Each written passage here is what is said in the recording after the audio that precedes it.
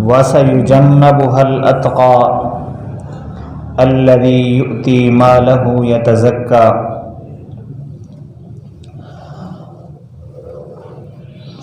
صدق اللہ العظیم۔ اللہم صلی علی سیدنا و مولانا محمد وعلی آلہ واصحابہ وبارک وسلم۔ اللہم صلی علی محمد وعلی آل محمد کما صلیت علی ابراہیم وعلی آل ابراہیم انک حمید مجید۔ اللہم بارک علی محمد وعلی آل محمد کما بارکت علی ابراہیم وعلی آل ابراہیم انک حمید مجید۔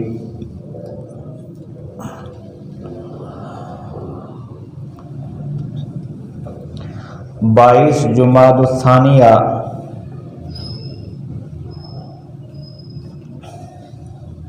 صدیق امت، خلیفہ رسول حضرت صدیق اکبر رضی اللہ تعالی عنہ کی وفات کا دن ہے۔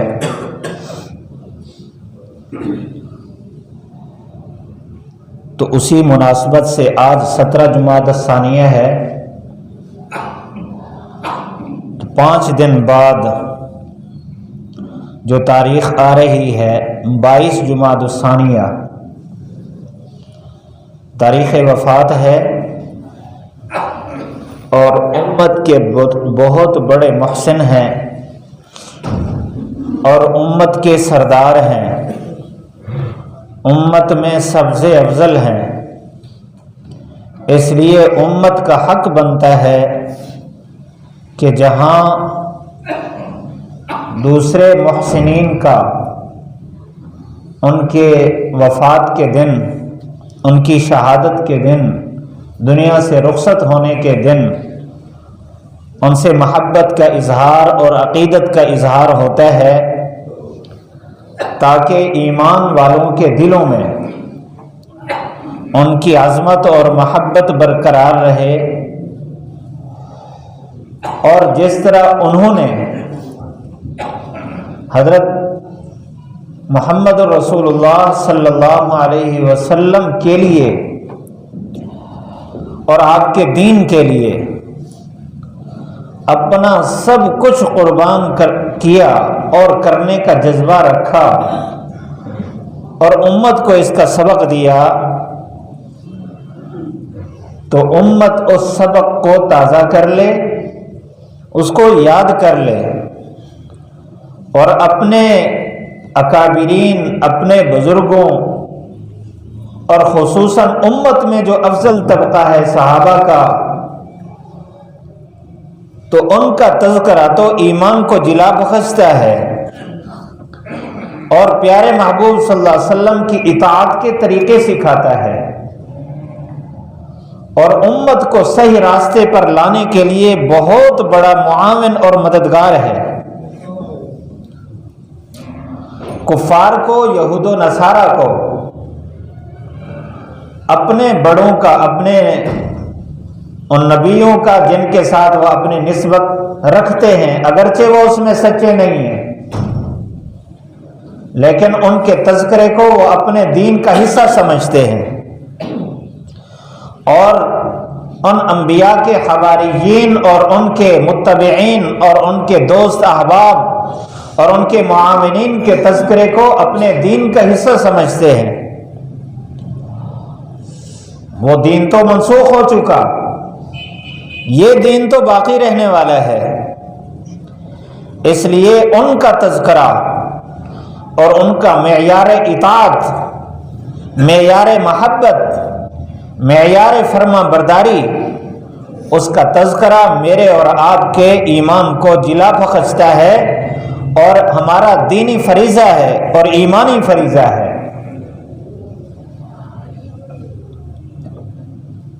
حضرت صدیق اکبر رضی اللہ تعالی عنہ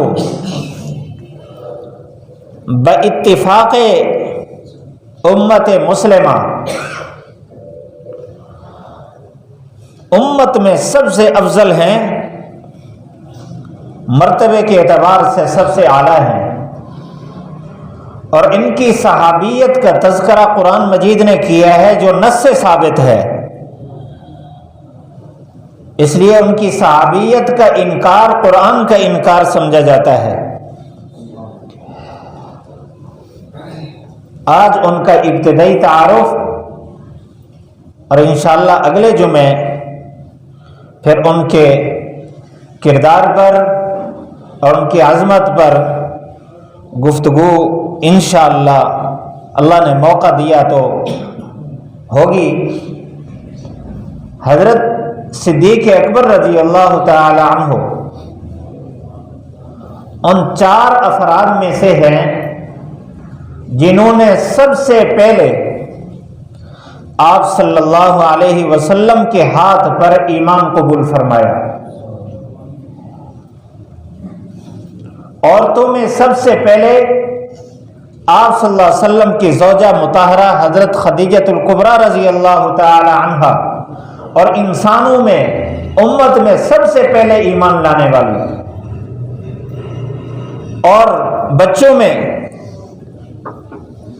حضرت علی المرتضی رضی اللہ تعالی عنہ،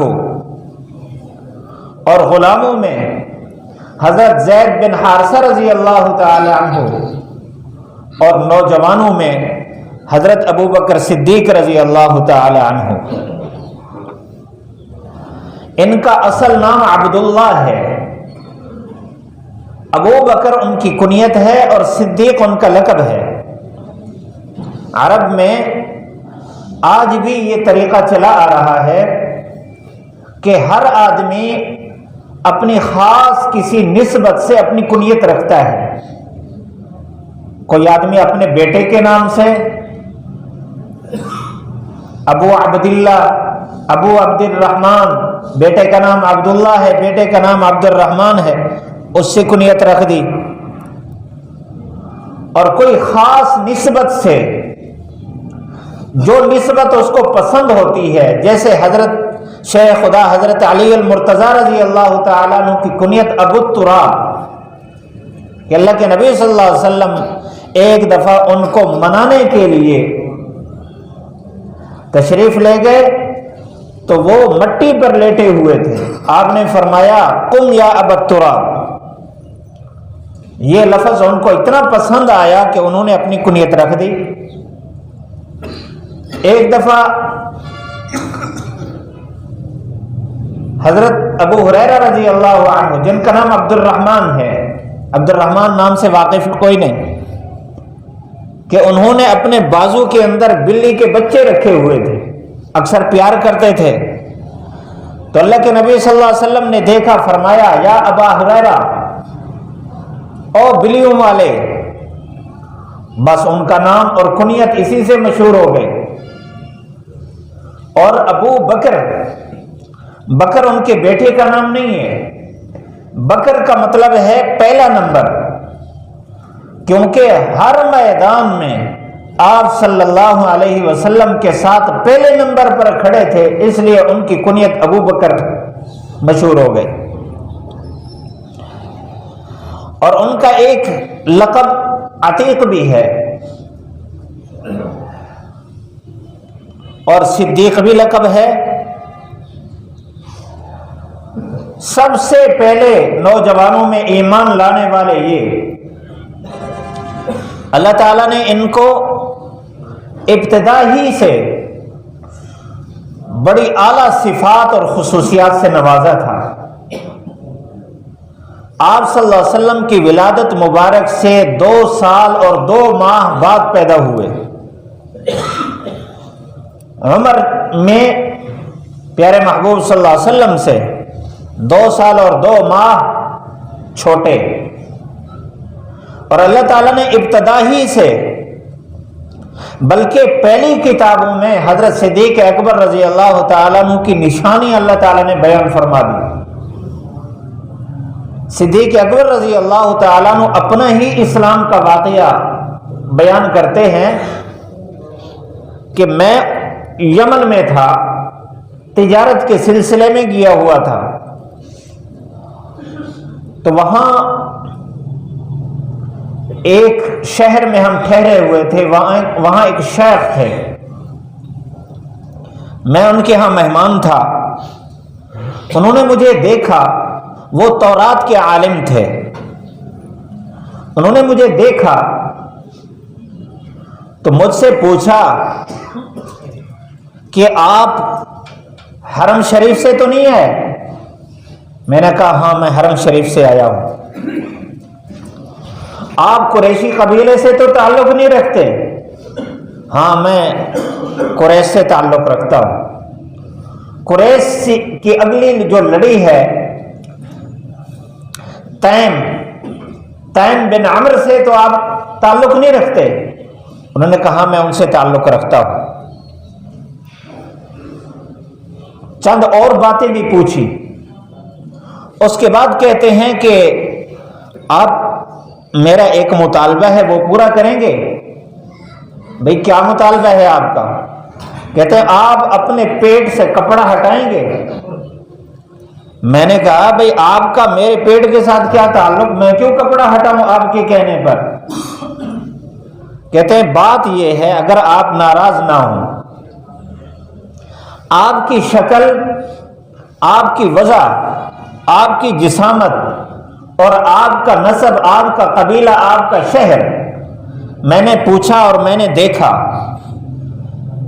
ہم نے تورات میں پڑھا کہ آخر میں جو نبی آنے والے ہیں ان کے دو آدمی، ان کے ساتھی اور معاون ایسے ہوں گے جو ہر وقت ان کا ساتھ دیں گے۔ ان میں سے ایک ادھیڑ عمر والا، پکی عمر والا ہوگا، اور دوسرا نوجوان ہوگا جو پکی عمر والا ہوگا۔ ان کی شکل اس طرح تورات میں آئی کہ ان کے گال اندر بیٹھے ہوئے، آنکھیں اندر کو، اور جسامت بالکل نحیف، رنگ بالکل گورا، اور آنکھیں ان کی اس طرح لال۔ تو اس انداز کا وہ آدمی ہوگا، قریش سے تعلق رکھے گا، تمیم بن عمر قبیلے سے تعلق رکھے گا، حرم میں پیدا ہوگا۔ تو آپ کے اندر میں وہ ساری باتیں دیکھ چکا ہوں۔ البتہ ایک نشانی جو تورات میں ہے وہ میں نہیں دیکھ رہا، اگر آپ کپڑا اٹھائیں گے پیٹ سے تو میں وہاں سے دیکھ لوں گا، کیونکہ وہ نشانی ایسی ہے۔ کیا نشانی ہے؟ کہتے نشانی یہ ہے کہ ناف کے اوپر ایک تل کا نشان ہوگا سیاہ۔ کہتے میں نے کپڑا اٹھایا تو ناف کے اوپر تل کا نشان تھا۔ تو انہوں نے فرمایا آپ کو خوشخبری ہو، آپ اس صاحب کے ساتھی ہیں جس نے نبوت کا دعویٰ کرنا ہے، اور اس کی نبوت پورے عالم پر پھیلے گی، اور کروڑہا لوگ اس کی نبوت میں داخل ہوں گے اور سارے کے سارے کامیاب ہوں گے۔ آپ کے لیے خوش قسمتی اور سعادت یہ ہے کہ آپ ان کے معاون اور ساتھی ہوں گے۔ ہم تجارت کے لیے آگے نکل گئے۔ جب واپس آئے تو میں اسی شیخ سے مصافحہ کرنے کے لیے گیا جس نے مجھے خوشخبری سنائی۔ تو انہوں نے کہا کہ میں نے اس آخری نبی کی محبت میں کچھ اشعار کہے ہیں، آپ یہ اشعار لے جائیں، اور جب وہ نبی اپنی نبوت کا دعویٰ کریں تو میرے اشعار یہ ان کو سنا دینا۔ کہ میں نے وہ اشعار لیے، واپسی روانہ ہوا۔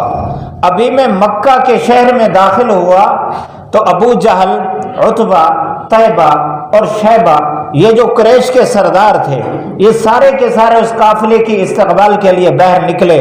جب وہاں ہماری ملاقات ہوئی تو مجھے الگ کر لیا اور مجھے کہا کہ ہم نے آپ سے ایک بات کرنی ہے۔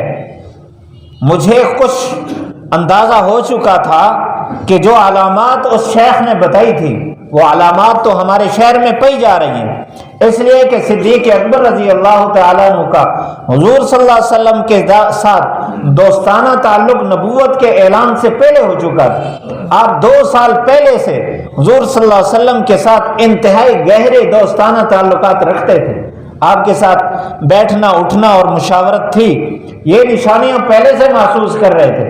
اس لیے انہوں نے پوچھا کہ مکہ میں کوئی نیا واقعہ تو پیش نہیں آیا؟ کہتے عجیب و غریب واقعہ پیش آ گیا۔ کیا واقعہ پیش آیا؟ وہ جو آپ کا دوست ہے، وہ جو ایک نوجوان ہے، اس نے کہہ دیا کہ میں بھی موسیٰ اور عیسیٰ کی طرح اللہ کی طرف سے نبی بنا کر بھیجا گیا ہوں، یہ عجیب بات ہے، ہم میں سے سرداروں میں سے کوئی نبی نہیں بنا، اس چھوکرے کو نبی بنا دیا۔ یہ ان کا تکبرانہ ذہن تھا، اسی انداز سے انہوں نے سوال کیا، اور ہم آپ کے انتظار میں تھے کہ آپ جو رائے قائم کریں گے ہم اس کے پیچھے چلیں گے۔ اگر آپ یہاں موجود ہوتے، آپ کا انتظار نہ کرنا پڑتا تو ہم ایک رائے قائم کر چکے ہیں، لیکن اب آپ کا انتظار تھا، آپ اس رائے کو ذرا غور سے دیکھیں۔ رائے انہوں نے غلط دی تھی۔ حضرت صدیق اکبر رضی اللہ تعالیٰ نے فرمایا مجھے ذرا اس کی تحقیق کرنے دو۔ فرماتے ہیں سب سے پہلے میں حکیم بن حزام کے پاس گیا جو حضرت خدیجہ الکبریٰ رضی اللہ تعالیٰ عنہ کا بھتیجا تھا۔ حضرت خدیجہ رضی اللہ عنہ اس کی پھوپھو لگتی تھی۔ میں ان کے پاس گیا، اسی دوران ان کے پاس باندھی آئی، کہتے عجیب بات سنیے، وہ آپ کی پھوپھو کا جو خامد ہے اس نے نبوت کا اعلان کر دیا۔ اچھا، کہتے میں وہاں سے اٹھا، سیدھا حضرت خدیجہ رضی اللہ عنہ کے پاس گیا۔ میں نے ان سے پوچھا، اللہ کے نبی صلی اللہ علیہ وسلم گھر میں موجود نہیں تھے اس وقت، انہوں نے سارا وحی کا واقعہ سنایا کہ اللہ کے نبی صلی اللہ علیہ وسلم غار حرا میں تھے، 6 مہینے سے وہاں عبادت فرما رہے تھے۔ تو اس طرح ان کے پاس ایک فرشتہ آیا، اس نے آپ صلی اللہ علیہ وسلم کو سینے سے لگایا، دبوچا 2-3 دفعہ، اس کے بعد پھر کچھ آیات سنائی، اور اللہ کے نبی گھر میں آئے تو آپ کو کپ کپی تاری تھی، تو میں نے چادر اڑھائی، اس کے بعد پھر کچھ سکون ہوا۔ میں ورقہ بن نوفل جو عالم ہے اس کے پاس لے کر گئی، انہوں نے کہا واقعی آپ آخری نبی ہیں اور آپ کی قوم آپ کو نکال دے گی ایک دن۔ اچھا، پھر اللہ کے نبی صلی اللہ علیہ وسلم کے پاس تشریف لے گئے، آپ صلی اللہ علیہ وسلم سے پوچھا سنا ہے آپ پر کوئی فرشتہ آیا ہے اور اس طرح کی بات ہوئی؟ اللہ کے نبی صلی اللہ علیہ وسلم نے فرمایا ہاں میرے پاس فرشتہ ہے اور اس نے میرے ذمہ ڈیوٹی لگائی ہے کہ میں قوم کو اللہ کے عذاب سے ڈراؤں اور ان کو ایک خدا پر جمع کر دوں۔ صدیق اکبر رضی اللہ تعالیٰ نے پوچھا کہ ہر دعوے کی کوئی دلیل ہوتی ہے، آپ کے پاس دلیل کیا ہے؟ آپ صلی اللہ علیہ وسلم نے فرمایا وہ یمن کے اندر جو شیخ نے آپ کو خوشخبری سنائی ہے یہ اس کی نشانی ہے۔ پوچھا آپ کو کیسے پتا؟ انہوں نے کہا وہ فرشتہ جو میرے پاس وہی لے کر آئے ہیں اسی نے یہ خوشخبری بھی سنائی ہے کہ آپ میرے دوست بنیں گے اور آپ تائید کریں گے، شیخ نے آپ کو ساری بات سنا دی ہے۔ صدیق اکبر رضی اللہ تعالیٰ ہاتھ آگے بڑھے اور فرمایا مجھے بھی کلمہ پڑھا دو۔ سب سے پہلے جوانوں میں صدیق اکبر رضی اللہ تعالیٰ عنہ ایمان لانے والے، امت کے سردار، اللہ کے نبی صلی اللہ علیہ وسلم کے خلیفہ، سفر حجر میں آپ صلی اللہ علیہ وسلم کے ساتھ انسان کے اندر جتنی خصوصیات پائی جا سکتی ہیں، جتنی صفات پائی جا سکتی ہیں، ہر صفت میں سب سے اعلیٰ درجے پر صدیق اکبر رضی اللہ تعالیٰ عنہ، شجاعت میں، سخاوت میں، فرما برداری اور اطاعت میں، اللہ کے نبی صلی اللہ علیہ وسلم کے اعتماد میں، ہر چیز میں پہلے نمبر پر ہوں گے انشاءاللہ۔ ان کے کردار اور ان کے جو خدمات ہیں اگلے جمعے اس پر انشاءاللہ تذکرہ ہوگا۔ اللہ تعالی ہم سب کو صحابہ اکرام کی محبت اور عظمت نصیب فرمائے۔